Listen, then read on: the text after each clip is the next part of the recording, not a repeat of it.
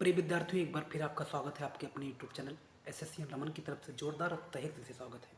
तो आज हम लोग बात करने वाले हैं RPF railway police constable and SI 2024 की जो लेटेस्ट वैकेंसी अभी हाल ही फिलहाल में आई हुई थी।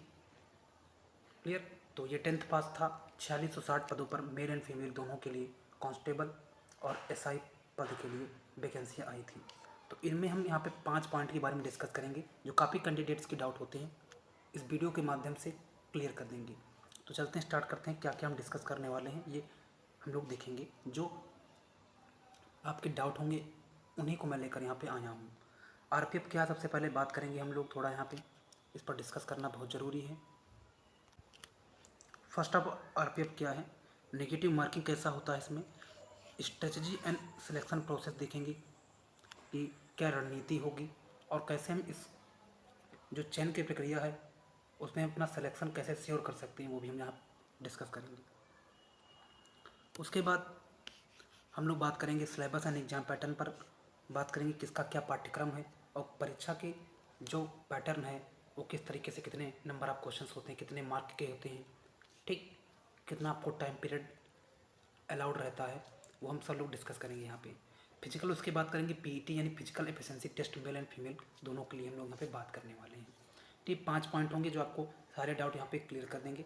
ठीक, तो इसकी लास्ट डेट तो समाप्त हो चुकी है। ठीक, इसके 500 रुपये फ़ी थी मेल फीमेल के लिए कांस्टेबल एंड एसआई की। का जो फॉर्म था वो फॉर्म की जो लास्ट डेट थी वो आउट हो चुकी थी और उसमें काफ़ी कैंडिडेट ने फॉर्म को फिल कर दिया है। फर्स्ट ऑफ ऑल आरपीएफ की बात करते हैं। जो इसका फुल फॉर्म क्या होता है, रेलवे प्रोटेक्शन फोर्स होता है। इसका लोगो ज़रा देखिए, ये इस टाइप्स का यहाँ पे लोगो होता है आरपीएफ का। यहाँ पे लिखा होता है रेलवे सुरक्षा बल यशो लाभस्य, ये इसका लोगो होता है आरपीएफ का। आपके बैच जो लगेगा शोल्डर पे, इस टाइप्स का कुछ लोगो लगेगा आपके बैच में। अगला जो हम लोग बात करते हैं कंप्यूटर बेस्ड टेस्ट सीबीटी जो होता है। ठीक, इसका एग्जाम पैटर्न क्या है, तो सब्जेक्ट की बात करते हैं तो जनरल अवेयरनेस के नंबर ऑफ क्वेश्चन जो रहेंगे 50 क्वेश्चन आपके पूछे जाने हैं इसके, ये 50 नंबर के। ईच क्वेश्चन, जो प्रत्येक क्वेश्चन होगा 1 नंबर का होगा। क्लियर। जो गेम चेंजर भी होगा। ठीक, 50 जनरल अवेयरनेस के क्वेश्चन आपको मिलेंगे। ठीक, और 50 मार्क्स के होंगे। आपने जो लैंग्वेज चूज की होगी उसके अकॉर्डिंग आपका हिंदी इंग्लिश का पेपर, हिंदी का मीडियम अगर आपका हिंदी तो हिंदी आप होंगे, अगर आपका मीडियम अंग्रेजी तो आपका अंग्रेजी होगा। फिर आगे बात करते हैं अर्थमेटिक मैथ, इसमें देखने को मिलती है।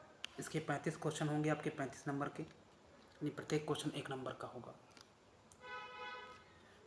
फिर आगे बात करते हैं जनरल इंटेलिजेंस एंड रीजनिंग की बात करें तब। ठीक, जो गणितीय तर्कशक्ति जिसे बोलते हैं, कह सकते हैं, जो तर्कशक्ति से 35 क्वेश्चन आपको देखने को मिलेंगे। ठीक, 35 क्वेश्चन आपको देखने को मिलेंगे 35 नंबर के, प्रत्येक क्वेश्चन 1 नंबर का होगा। ओवरऑल की बात करते हैं तो टोटल आपके नंबर आप जो क्वेश्चंस होंगे वो 120 क्वेश्चन होंगे, 120 नंबर के ही होंगे। क्लियर। 120 क्वेश्चन होंगे आपके, वो 120 नंबर के होंगे। नेगेटिव मार्किंग की बात करते हैं, नकारात्मक अंकन क्या होगा, 0.50 या 1/2 की माइनस मार्किंग आपको यहाँ पे देखने को मिलेगी। ठीक, तो काफ़ी कह सकते हैं कि काफ़ी रिस्क वाली नेगेटिव मार्किंग आपको देखने को मिलेगी। क्लियर। अब हम लोग बात करते हैं RPF constable and SI physical test male and female के लिए। ठीक, ये देखिए कैटेगरी है। अगर यू आर ओबीसी से आप बिलोंग करते हैं तो हाइट आपकी जो होगी सेंटीमीटर में, मेल के लिए आपकी हाइट दे रखी है यहाँ पे, मेल के लिए आपकी हाइट दे रखी है 165 और फीमेल की दे रखी 157। ठीक, चेस्ट की बात करते हैं ओनली मेल के लिए होता है। ठीक, सीने की बात करते हैं, सीना तो अनएक्सपेंडेड यानी बिना फुलाए सीना जो होना चाहिए मेल के लिए वो 80 सेंटीमीटर का, और अगर आप एक्सपेंडेड कर रहे हैं, फुला रहे हैं उसको आप, तो 85 होना चाहिए फुलाने पर, 85 सेंटीमीटर आपका सीना होना चाहिए। एससी के लिए कितना है, अगर मैं हाइट की बात करता हूँ तो 160 दे रखी है, और फीमेल के लिए अगर हाइट की बात करता हूँ तो 152 दे रखी है। ठीक, एसटी के लिए जो चेस्ट है वो अनएक्सपेंडेड के लिए बात करें तो 76.2 सेंटीमीटर और एक्सपेंडेड पर 81.2 सेंटीमीटर का होना चाहिए। अब कुछ अदर जो कैटेगरीज हैं स्पेसिफाइड बाय गवर्नमेंट, जो आपकी एसटी हैं, शेड्यूल ट्राइब्स हैं, उनकी छूट मिलती है। इनकी हाइट 163 ली जाती है मेल के लिए, और फीमेल के लिए 155 सेंटीमीटर फीमेल के लिए होती है। ठीक, इनका जो चेस्ट होता है वो अनस्पेंडेड बिना फुलाए 80 सेंटीमीटर का 80 सेंटीमीटर, और स्पेंडेड फुलाने पर 85 सेंटीमीटर का होना जरूरी है। क्लियर। अब हम लोग यहाँ पे थोड़ा हमने हाइट और चेस्ट के विषय में डिस्कस किया। अब हम लोग बात करते हैं रनिंग के पॉइंट ऑफ व्यू से, कि इसमें कितना मेल के लिए रनिंग होता है, कितना फीमेल के लिए होता है कैटेगरी वाइज में।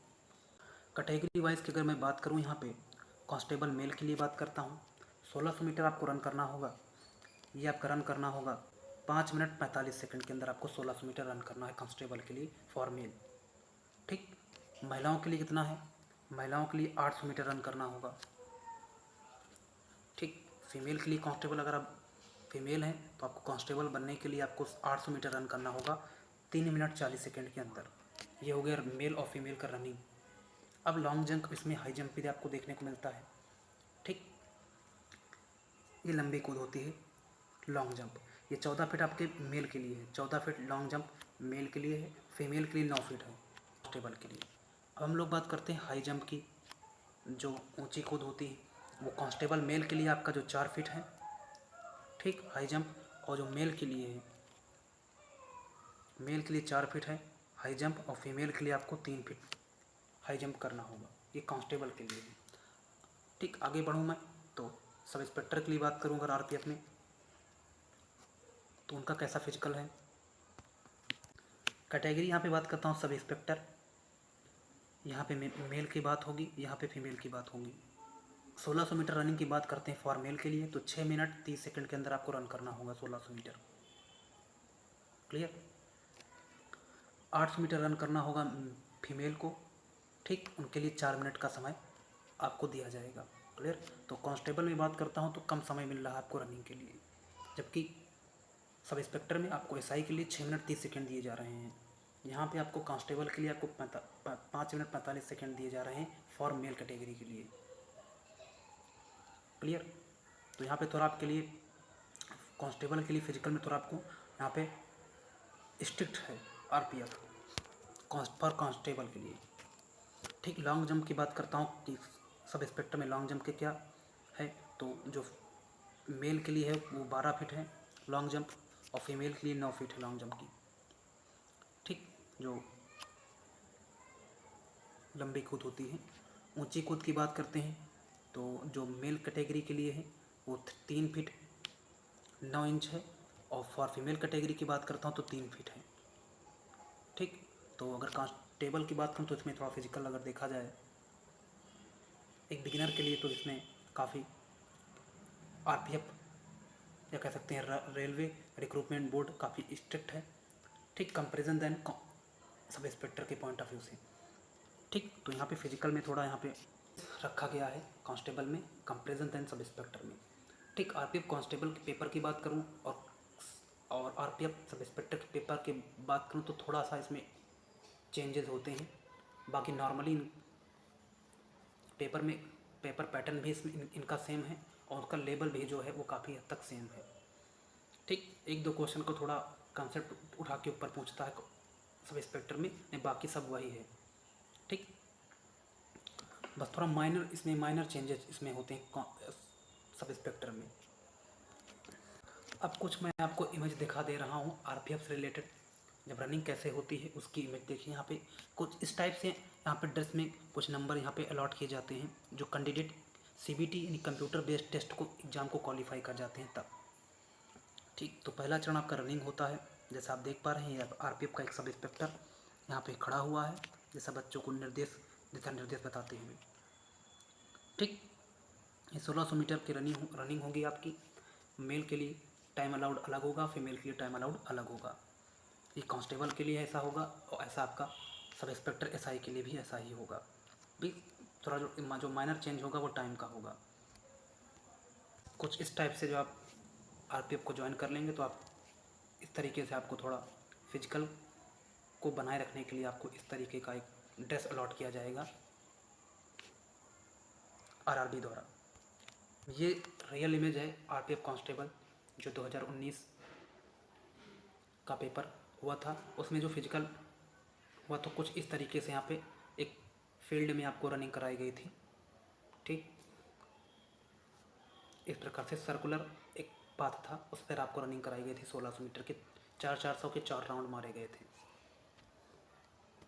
ठीक, 400 के 4 राउंड मारने थे आपको। वही 5 मिनट 45 सेकंड में फॉर मेल कैंडिडेट के लिए, और फीमेल के लिए आपका 800 मीटर। उसके बाद बात करते हैं हम लोग। यहाँ पे ये इमेज देख पा रहे होंगे जो आपकी हाई जंप है। ये 14 फीट आपकी हाई जंप होगी मेल कैंडिडेट के लिए। फीमेल के लिए आपकी कुछ कम होगी, 3 फीट शायद कुछ इंच है जो फीमेल कैंडिडेट के लिए है। तो इस तरीके से आपको लंबी कूद यहाँ पे कराई जाएगी। ठीक, फिर कुछ इस तरह से आपकी लॉन्ग जंप होगी। ठीक, यहाँ पे कुछ इस टाइप से आपके यहाँ पे पोल गड़े होंगे, ये बीच में आपका रॉड यहाँ पे रखा होगा। ठीक, ये काफ़ी लचीला होता है जिससे आपको चोट ना लगे। यहाँ पे कुछ मट्टी को यहाँ पे कुछ फावड़ा से कुछ सही कर दिया जाता है, जिससे जो भी कैंडिडेट इसमें फिजिकल के लिए लॉन्ग जंप करे उसको काफ़ी दिक्कत ना हो। तो इस तरीके से आपको कुछ यहाँ पे देखने को मिलेगा। ये आरपीएफ का एक कांस्टेबल है। यहाँ पे जो सिलेक्टेड कैंडिडेट हैं उनको यहाँ पे लॉन्ग जंप कराते हुए कुछ इस प्रकार से यहाँ पे आप देख सकते हैं। तो लॉन्ग जंप करने के कुछ यहाँ पे देखिए इस तरह के स्टाइल होते हैं। ये जो कूदना काफ़ी चैलेंजिंग होता है आपके लिए, रनिंग, और एक ही आपका जो लॉन्ग जंप होता है काफ़ी चैलेंजिंग होता है। अगर आपने प्रैक्टिस की तो आप अच्छे से कूद पाएंगे, क्योंकि प्रैक्टिस जो होती है मैन को परफेक्ट बनाती है। सकते हैं जो एथलीट होते हैं वो कुछ इस तरीके से कूदते हैं। ये प्रैक्टिस के बदौलत ये लोग ऐसा कर पाते हैं, इस तरीके से लॉन्ग जंप को कूद कर पाते हैं। अब हम लोग बात करते हैं RPF railway police constable and SI के रेलवे भर्ती बोर्ड द्वारा आयोजित परीक्षा का जो सिलेबस है, पाठ्यक्रम है।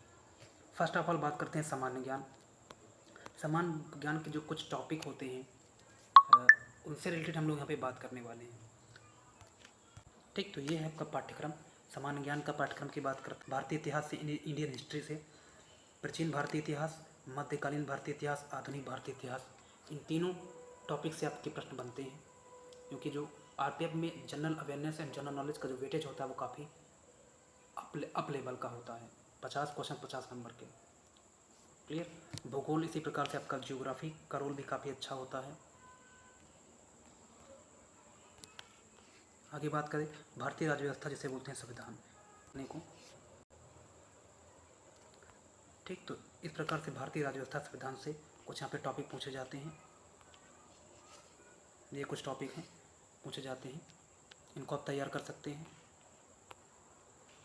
इसी प्रकार इकोनॉमिक्स से क्वेश्चन भी आपको देखने को मिलेंगे, अर्थशास्त्र से। ठीक, सामान्य ज्ञान में काफ़ी इनका रोल होता है। भौतिक विज्ञान, रसायन विज्ञान और जीव विज्ञान, इनका भी काफ़ी अच्छा रोल होता है। तो ये तीनों आपके काफ़ी अच्छे तरीके से पूछे जाते हैं। और 8वां जो स्टेप होता है स्टैटिक जीके का, काफ़ी रोल प्ले करता है स्टैटिक जीके। कोई भी कम्पिटिटिव एग्जाम अगर आप दे रहे हैं तब देखिए, जो सब एग्ज़ाम का सिलेबस है जस्ट वही सिलेबस है आप। ठीक, उसमें कोई थोड़ा माइनर चेंजेज हुए होंगे रेलवे एग्ज़ाम के द्वारा जो कराए जाते हैं। इस रीजनिंग की मैं बात करता हूँ तो यहाँ पे श्रृंखला, सीरीज, सादृश्यता, एनालॉजी, वर्गीकरण, क्लासिफिकेशन, कोडिंग, डिकोडिंग, कथन, निष्कर्ष यानी स्टेटमेंट, कंक्लूजन, न्याय संगता, साइलोगिज्म, ब्लड रिलेशन, रक्त संबंध, dice, sitting arrangement, ranking test, पहले परीक्षण, ये जो टॉपिक होता है ये इसमें रेलवे में काफ़ी फेवरेट टॉपिक हो जो पूछा जाता है। कोई स्टूडेंट को यह जो होता है काफ़ी टफ लगता है। असमानता इनइक्वलिटी भी काफ़ी अच्छा चैप्टर है। तो ये थोड़ा इसमें दो जो चैप्टर हैं वो इसमें थोड़ा रेलवे द्वारा अच्छे तरीके से पूछे जाते हैं। ठीक, आरआरबी जो होता है इनको अच्छे तरीके से पूछता है। यहाँ पे आपका इनइक्वलिटी और पहली परीक्षण पजल जिसे बोलते हैं, और इसमें बैठक व्यवस्था, सिटिंग अरेंजमेंट और रैंकिंग टेस्ट से भी क्वेश्चन अच्छे तरीके से पूछे जाते हैं। ठीक, जो अदर कम्पिटिटिव एग्जाम का जो रीजनिंग का सिलेबस है जस्ट वही हुआ। तो इसमें दो चैप्टर जो होते हैं पजल और इनइक्वलिटी, ये इसमें रेलवे द्वारा काफ़ी अच्छे लेवल पर पूछे जाते हैं, बस प्रैक्टिस की ज़रूरत होती है। और इसी प्रकार बात करते हैं तो आंकड़े, अपारगता, डिसीजन मेकिंग के क्वेश्चन भी होते हैं। वैनारिक आकृति श्रृंखला, आकृति पूरा करना, ठीक, आकृतियों का निर्माण, आकृति गणना, फिगर काउंटिंग, ठीक, water image, mirror image, paper folding and cutting, कागज मोड़ना और काटना, ये कुछ रीजनिंग के यहाँ पे जो अच्छे लेवल से यहाँ पे क्वेश्चन पूछे जाते हैं। 35 क्वेश्चन 35 नंबर के, ठीक। जनरल अवेयरनेस की बात करते हैं 50 क्वेश्चन 50 नंबर के। अब हम लोग गणित की बात करते हैं, मैथमेटिक्स के, वो भी अर्थमेटिक मैथ इसमें ज़्यादा पूछी जाती है। ये आरपीएफ का बुक का जो विषय सूची होती है उसी से लिया गया है, यह सिलेबस लिया गया है कि जो एग्जाम ओरिएंटेड टॉपिक हैं उन पर आप अच्छे से कमांड और प्रैक्टिस करें। संख्या पद्धति नंबर सिस्टम से क्वेश्चन यहाँ पे देखने को मिलते हैं। लघुत्तम समावर्तक एवं महत्तम समावर्तक जिसे एलसीएम से बोलते हैं, यहाँ से क्वेश्चन आपको देखने को मिलेंगे, ठीक। अब इन्हीं क्वेश्चन इन्हीं टॉपिक को उठाइए, उस पर प्रैक्टिस करिए, प्रीवियस ईयर क्वेश्चन लगाइए, बस। सरलीकरण, सिंप्लीफिकेशन, औसत, एवरेज, अनुपात, समानुपात, रेशियो, प्रोपोर्शन, परसेंटेज, प्रतिशत, लाभ हानि, प्रॉफिट लॉस, बट्टा, डिस्काउंट, ठीक। साधारण ब्याज, सिंपल इंटरेस्ट, चक्रवृद्धि ब्याज, compound interest, time instance, mensuration और आंकड़ों का विश्लेषण। तो यहाँ तक हम लोग बात कर चुके हैं। अब हम लोग बात करते हैं कि कैसे इसमें हम स्ट्रेटजी अपनाएं, कैसे सिलेक्शन लें, अपना सिलेक्शन शेड्यूल करें इतनी कम वैकेंसियों में। क्योंकि सेंटर लेवल पर 4660 वैकेंसी आना ऊँट के मुँह में जी रहा है। कितने बड़े लेवल पर कंपटीशन आप देख रहे होंगे अपने आसपास। तो कई बच्चों ने इस चीज़ को सोचकर यहाँ पे फॉर्म फिल नहीं किया है, ठीक। इतनी कम वैकेंसियाँ इतने बड़े लेवल पर ऑल इंडिया कट ऑफ इसमें लगेगी आरपीएफ की, तो सिलेक्शन लेना काफ़ी चैलेंजिंग हो जाएगा। बशर्ते आपने पहले से अगर तैयारी कर रखी है तो आपके लिए काफ़ी सरल होगा, ठीक। तो हम लोग ने आरपीएफ क्या डिस्कस कर लिया, नेगेटिव मार्किंग 1/2 की है, सिलेबस एंड एग्जाम पैटर्न भी देख लिया, physical PET mail and female के लिए देख लिया। अब स्ट्रेटजी सिलेक्शन प्रोसेस ये कैसे हम लोग देखेंगे, तो इसके हम लोग यहाँ पे 5 स्टेप देखने वाले हैं बस। RPF strategy and selection process की बात करें, फर्स्ट ऑफ ऑल की बात करता है कि कैसे आपने सिलेक्शन को श्योर करना है। तो ऑल सेट्स PYQC यानी previous year question different exams conduct bye RRB railway recruitment board द्वारा जितने भी विगत वर्षों के पेपर हैं उन पर आप करिए, ठीक, उनको प्रैक्टिस करिए।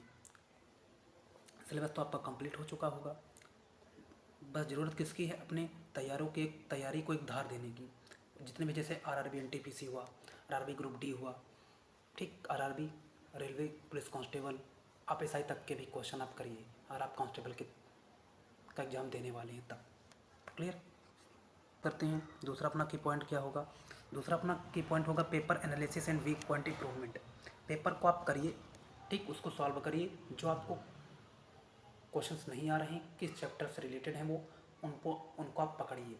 जैसे पजल के आपके क्वेश्चन नहीं आ रहे, पजल आप क्या करिए, पजल, ठीक, पजल का रीजनिंग का पोर्शन होता है पजल, उसमें आप अपना क्या करिए, उसको आप देखिए, उसमें अपने जो कंसेप्ट हैं, जो आपके क्वेश्चंस हैं उनको नोट कर लीजिए और उसको आप कहीं से भी यूट्यूब के माध्यम से या किसी अन्य सोर्स से आप उसका कंसेप्ट क्लियर कर लीजिए।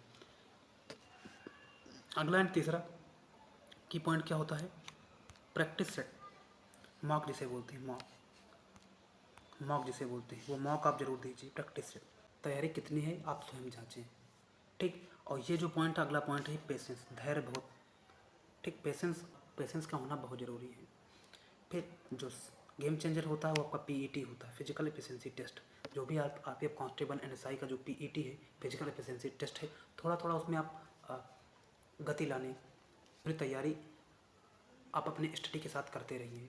उसके बाद आप क्या हो जाएंगे, सफल हो जाएंगे, आप RPF कांस्टेबल या RPF सब इंस्पेक्टर बन जाएंगे, जो भी आपकी ड्रीम पोस्ट होगी, ठीक। तो ये सिलेक्शन के 5 से 6 पॉइंट हैं, ठीक। अगर इनको आपने सही तरीके से 3 से 4 महीने आपने पालन किया तो डेफिनेटली आप RPF कांस्टेबल या SI में से किसी भी एक पोस्ट में सिलेक्ट अवश्य हो जाएंगे।